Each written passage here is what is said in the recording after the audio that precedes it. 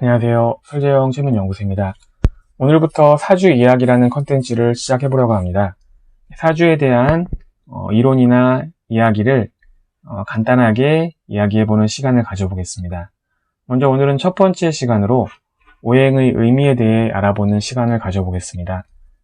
태극에서 음과 양의 두 기운으로 나뉘어져 정신과 물질로서 존재하는 만물은 끊임없이 발전하고 변화하면서 5가지의 전기로 형상을 갖추어 모습을 드러내면서 우주의 질서가 생기는데 이것이 곧 오행인 목화토금수입니다. 오행은 글자 그대로 5오의 갈행으로 오자는 우주의 만물은 5가지의 법칙과 질서 속에 있다는 것을 의미하는 것이요. 행자는 우주의 기운이 모였다가 흩어지면서 순환하는 것을 상징하는 것입니다. 즉 우주의 질서와 인생의 걸음걸이를 5가지 모습으로 나타낸 것으로서 무형과 유형의 양면성을 띠고 있어 우주의 운동과 자연의 변화에 비추어 볼 수 있는 것입니다.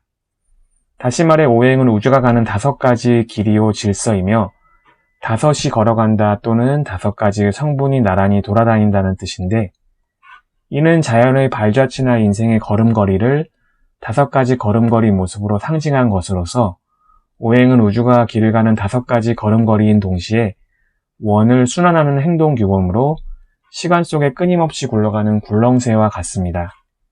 우주는 그 질서 속에서 끊임없이 돌아가고 있는데 오행은 그 자체가 곧 우주의 질서이요. 자연을 바라보는 동양의 눈으로 진리의 뿌리로 들어가는 문인 것입니다.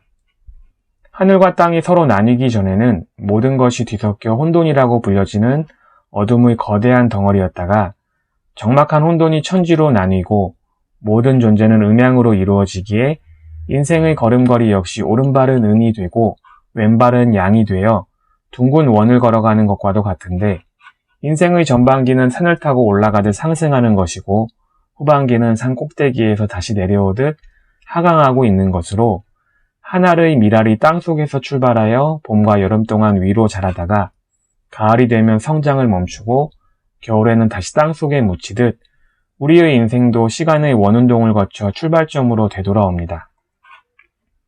원은 시작도 없고 끝도 없으며 도란 원이 그리고 있는 길로서 우주나 자연은 항상 스스로 그렇게 둥근 원을 그리고 있건만 인간의 마음은 원과 원 밖에서 끊임없이 갈등하며 길을 걷고 있는 것입니다.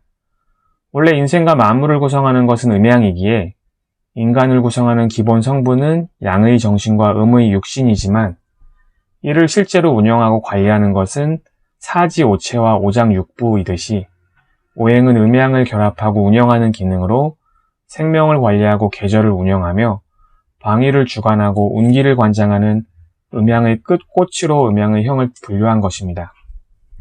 다시 말해 우주 만물을 다스리는 운기의 근원은 빛과 열기로서 이는 태양에서 발생하고 방출되며 이로 인하여 낮과 밤, 아침, 저녁, 추나 추동이 전개되어 우주의 씨앗은 봄에 싹을 틔고 여름에 자라며 가을엔 열매를 거두어들이고 겨울에는 저장했다가 봄이 되면 다시 싹을 틔우므로 그 발생하고 성장하며 거두고 저장하는 음양의 조화를 보다 구체화하고 단계화한 것이 목화토금수 오행입니다.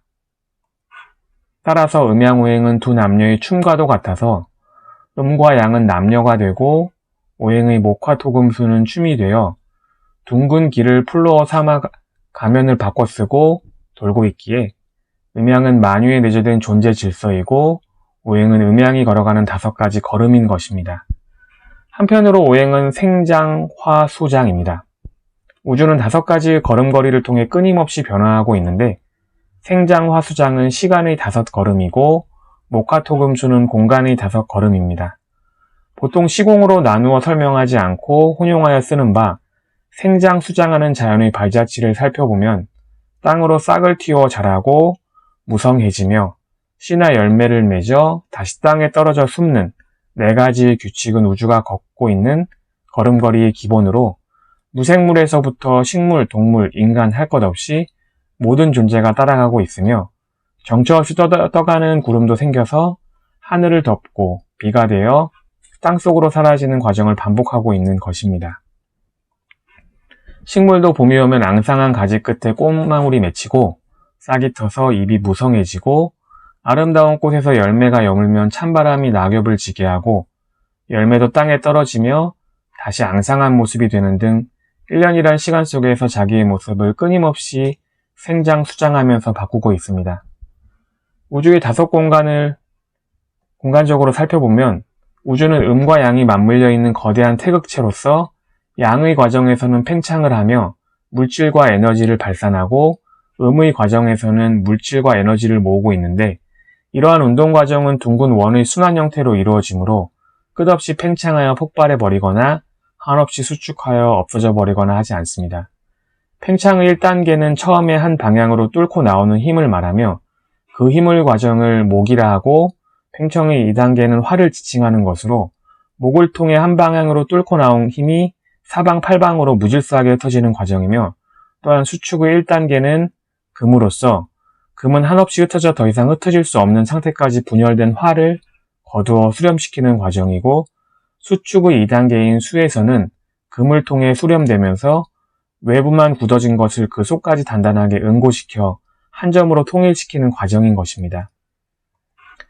여기에다 목화, 금수를 부드럽게 달래주며 중재하는 토가 있는데 토는 각 변화 과정의 마디에 존재하면서 자기의 주장은 전혀 내세우지 않고 수축과 팽창의 원운동이 순조롭게 일어날 수 있도록 도와주고 있습니다.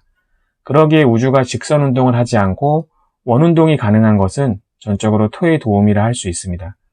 오행의 첫째 걸음인 목은 생의 과정으로 우선 나무의 특성을 보면 나무는 죽을 때까지 끊임없이 하늘로 자라기 때문에 나무의 주인은 자라나는 생의 뜻을 가장 많이 가지고 있는 것으로 보고 생의 과정을 목이라 했고 둘째 걸음인 화는 장의 과정으로 불은 자기의 형체를 무질서하게 발산하여 마지막 힘이 소진될 때까지 끊임없이 자신을 발산하는 특성을 보고 불의 주인은 장의 뜻이 가장 많다고 본 것이며 셋째 걸음인 금은 수의 과정을 대표하는 것으로 쇠로 만든 밥솥이 불의 열기를 모아 쌀과 물을 데우고 전기 역시 구리나 금속으로 잘 모으듯이 쇠의 주인은 모으는 것이 특징이고 넷째 걸음 수는 장의 과정으로 물을 통하여 모든 것이 하나가 되므로 시멘트도 진흙도 물기가 있어야 합쳐지고 굳어지며 땅속에 숨은 씨앗처럼 물은 알기 어려운 존재이나 물의 주인은 단단해지려는 성질이 특징이며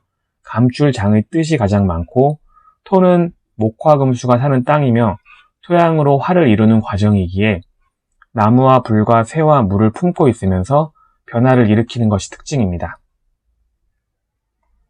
네, 여기까지 오행에 대해 알아보았습니다.